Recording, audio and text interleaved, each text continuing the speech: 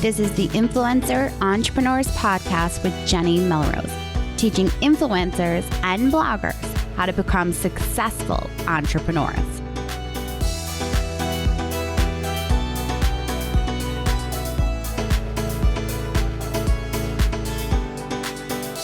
This is episode 131 on the Influencer Entrepreneurs Podcast with Jenny Melrose. Today, we're going to be talking about a hot button topic that people might be surprised probably when they saw the title of it, but it's, should you buy Instagram story views? Yes, this is a question that we need to address, and we need to talk about why or why not. But before we dive into that, I want to make sure that you hop over to the show notes, whether it is at the end or at the beginning, but make sure that you hop over to grab my quiz that's going to actually walk you through the questions that I'm going to ask you. Not only are we going to talk about why you should or should not buy Instagram followers, but we're also going to talk about understanding your KPIs, your key performance indicators. So make sure that you hop over to the show notes to get that, because if you don't understand what your key performance indicators are, then you're really not going to be able to assess how well you are going to be growing. All right, so we are going to dive right into this. And what we really need to start off with is we need to understand that when it comes to whether we should buy Instagram story views or not, there's a difference between running an ad that actually attracts your target audience and just paying for views. There's a difference. So there's a recent conversation that was occurring in my membership site inside our Facebook group where someone was asking, why am I seeing some people having the swipe up ability when they don't have 10,000 followers? And it's only one story. It's not their continuous stories when I can see them in other places. Well, the reason that you're seeing that is because that's an ad that they're running. They're using it via Facebook marketing, because when you run Facebook ads, it actually connects your Instagram. And when you're doing Facebook ads in Ads Manager, you can decide whether or not you actually want to run an ad to Instagram stories or to your Instagram feed.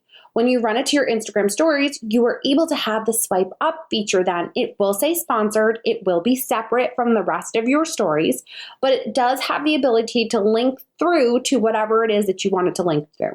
So there is a definite difference between running an ad that is going to link up to something that is of value to you. And we're going to talk a little bit more about these questions that you're going to need to ask yourself. But also, there's a difference between just getting views, pumping up that view number for the purpose of just having a higher view number. So it's also, I want you to think about this. It's similar to the days in Facebook where we used to see a lot of people that would boost a campaign. They might boost in order to get maybe out in front of more people and then hopefully get more followers, as compared to running a Facebook ad that is targeted toward their audience where they are promoting maybe the ability to grow their list. Now, this is where we need to take a second before we can get any further into this, because I'm already kind of sidestepping it already. And we need to know what our KPIs are. So KPI stands for Key Performance Indicator. And many of you have probably heard me talk about talking when you work with a brand on a sponsored campaign. You need to know what their KPIs are. What are they looking to do in order to, why are they willing to pay for a sponsored campaign? Are they looking to build awareness on their Instagram account? Are they looking for their followers to grow on their Instagram account? Are they looking to actually have clicks from your website going directly to that particular product? Are they just looking to build awareness overall? You need to know when you're working with a brand what their KPIs are, but you also need to know what yours are. And I know when we think about this, we can often kind of feel like, well, I don't necessarily know. Well, there's two questions that I need you to ask yourself.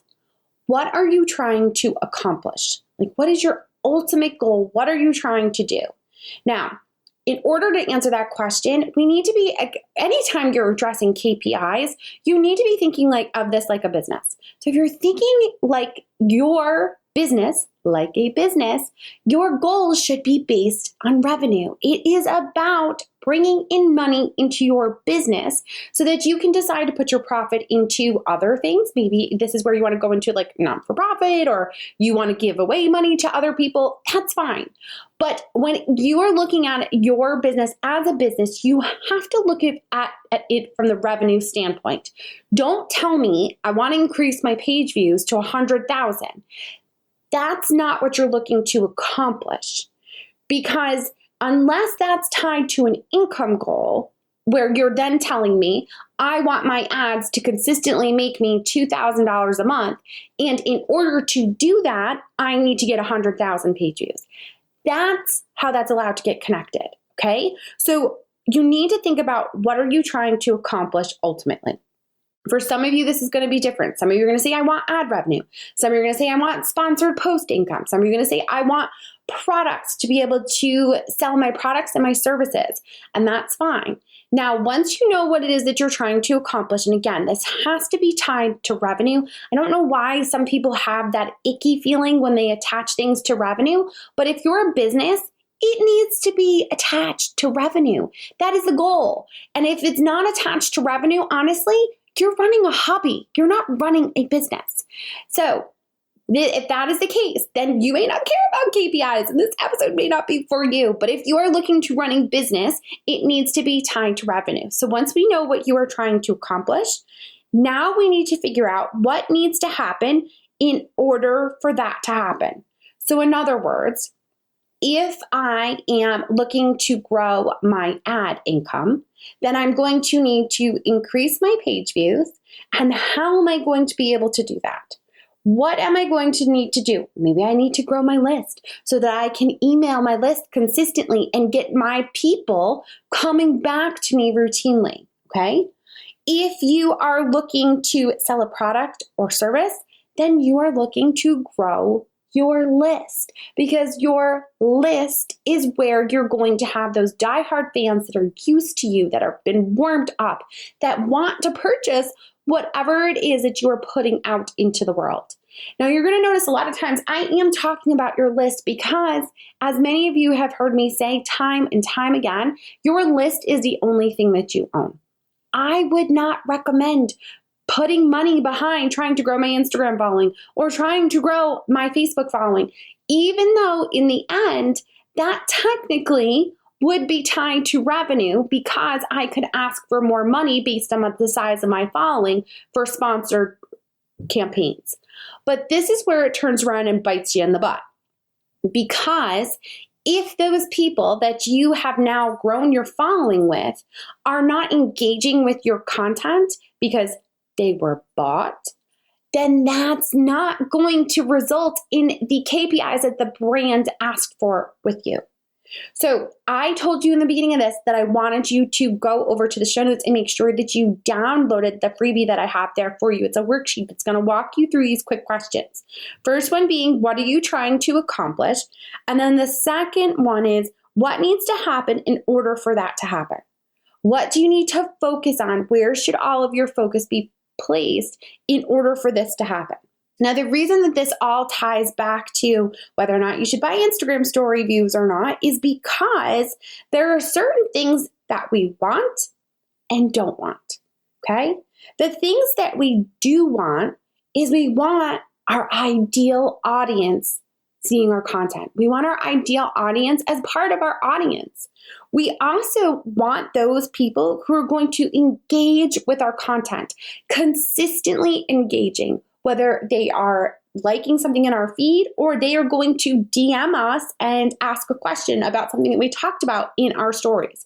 Those are the type of people that we want. We want to build this tribe or community of raving fans.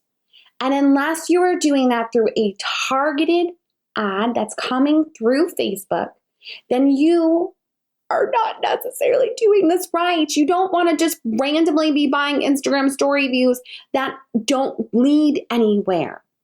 So you can, of course, run Facebook ad that's connected to an Instagram story sponsored post. Now, you could run that ad to increase the views on that sponsor, on that post that you put up for your Instagram stories. But if that story is simply you just talking with no call to action, with no form of engagement, then it's not going to serve its purpose. And that's what I really need you to start focusing on. Making sure that you have a call to action in what it is that you're doing, asking your people to engage with you and teaching them how to engage with you. Because a lot of times I will see people saying, swipe up or DM me or whatever it is, and they're not continuing that call to action and really getting them to continuously engage with them. They'll say it once and assume that their audience is going to do it. You have to continuously be interacting with your audience and telling them how you want them to engage with you in order for that to happen. So now those are the things we do want. The things that we don't want, or we don't want people that are here today and gone tomorrow. Because you want that, like I said, that tribe or community of raving fans. And if you have people that are just here today to see because you've put money behind getting more story views and now they're never coming back again, what purpose does that serve? You've just put it out there and you had no way of capturing them. We need to be smarter about the way that we are putting all our free content out there. Because again, if we're tying this to income and wanting to see ourselves as a business, then we need to make sure that we are getting those people to come back to us, become part of our community, and become those raving fans that we so want to have on our list, engaging with us, becoming, maybe moving from a cold audience to a warm audience. Okay. The other thing that we don't want is we don't want numbers that don't reflect engagement. Too often I'm seeing people say, oh, I have 100,000 followers on Instagram. Great. And if I head over and I look at the comments in your feed, how many comments are you getting? Or are people actually talking to you when you do a story? Again, the follower numbers, yes, when you first work with a brand, they do come into play with your price. But the purpose of working with a brand is not to work with them once and get as much money out of them as you possibly can. The purpose of working with the brand is so that you can create a long-term relationship with them because you delivered on the price that you originally asked. And if you have 100,000 followers and you're asking for $1,000 for a blog post, or 100,000 followers you're asking for a post in the feed, then you can't deliver, you're not getting the engagement, they're never going to work with you again. You have to be able to deliver. Time and time again, I hear from a lot of smaller micro influencers saying to me, when I want to work with a brand, and I want to work with brands, but why would they pay me over someone that has 100,000 followers? Well, they're going to pay you over those 100,000 followers because if you have engagement, if you know your audience, if they're coming to you and they're those raving fans of 1,000 can be worth more than those 100,000. And the only way to prove that is to be able to pitch them once, work on a campaign, and then show them the results and what you can do for them. So when it comes to this whole controversial idea of should you buy Instagram story views or should you buy followers, no, you shouldn't be buying it ever. And the only time, honestly, if you were ever at a conference, because I was at a conference last year and there was a PR agency that was up speaking and they started asking questions about, or not even asking questions, they started talking about the fact that bloggers should be running Facebook ads for sponsored campaigns or they should be running Facebook ads, blah, blah, blah. And my head started to turn around and do a total 360 right on my neck because unless you know what you're doing with Facebook ads, you shouldn't be messing with it.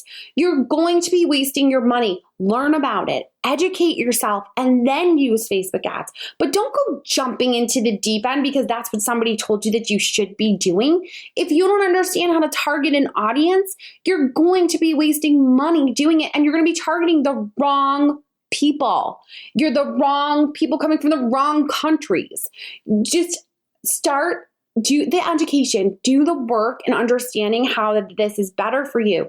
Don't put money behind things when the call to action is they watch an Instagram story and there is no call to action that goes along with it. That's not a call to action, watching a story.